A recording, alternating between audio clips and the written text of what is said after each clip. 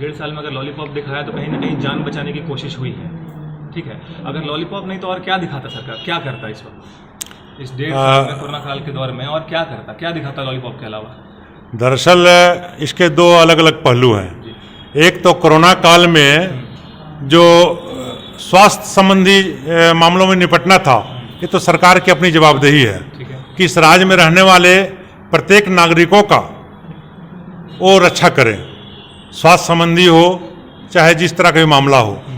और दूसरी बात है आरक्षण से संबंधित 1.5 साल से लॉलीपॉप दिखाने का, तो ये सच है कि चूंकि उसके बाद 4 विधानसभा सत्र चल गए हैं, जब विधानसभा सत्र में दूसरे प्रस्ताव लागू हो सकते हैं, जब दूसरे जातियों और समूह का अलग से तुरंत गठन हो सकता है, समूह बन सकता, आयोग बन सकता है, तो फिर वैश्य समाज के लिए इनको क्या चाहिए और सुविधा सरकार बनाने के अलावा और क्या चाहिए? अच्छा, एक सवाल और है। आपका कहना है कि पिछले 1.5 साल से जो भी नियुक्तियां हुई हैं उसको अभी स्थगित कर दिया जाए जब तक 27% आपको आरक्षण ना हो। एक और उधर जो अभ्यर्थी हैं जो आंदोलन कर रहे हैं कि जो नियुक्तियां हुई हैं उसमें हमें नौकरी मिले, इधर आप कह रहे हैं कि अभी उसको स्थगित करके 27% का आरक्षण दिया जाए, कहीं क्लैश नहीं होगा?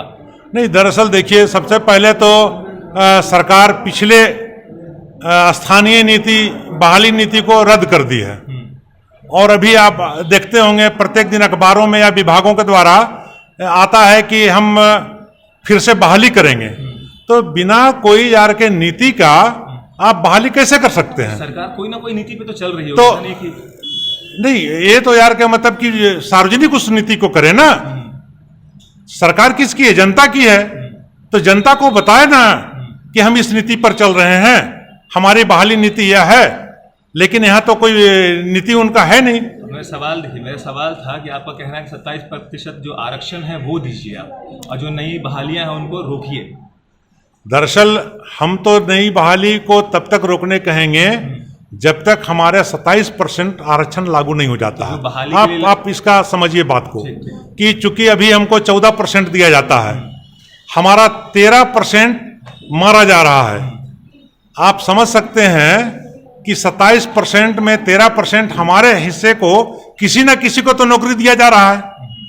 जो हमारी नौकरी छीना जाएगा, इस धरती में रहने वाले यहाँ का जो अलग राज्य के लिए लड़ाई लड़ा, हम लोग अलग राज्य में लड़ाई में कई बार जेल गए, केस हुआ, इसलिए ना कि हमारे बाल बच्चों का भविष्य सुधरे, यहाँ का विकास हो, आने वाले पीढ़ी का लाभ मिले। अगर वो ही नहीं मिलेगा तो अलग राज्य बनाने का सपना क्या था? हमको बिहार में, संयुक्त बिहार में 27% आरक्षण मिलता था। हम अलग राज्य इसलिए लेना चाहें कि हमको हमारी सुविधाएं बढ़े। अलग राज्य बनने के बाद वो आरक्षण का 27% घटा के कर दिया गया 14%। तो अलग राज्य बनने के लिए इसीलिए लड़े थे कि हमारी सुविधाओं में कटौती कर दी जाए।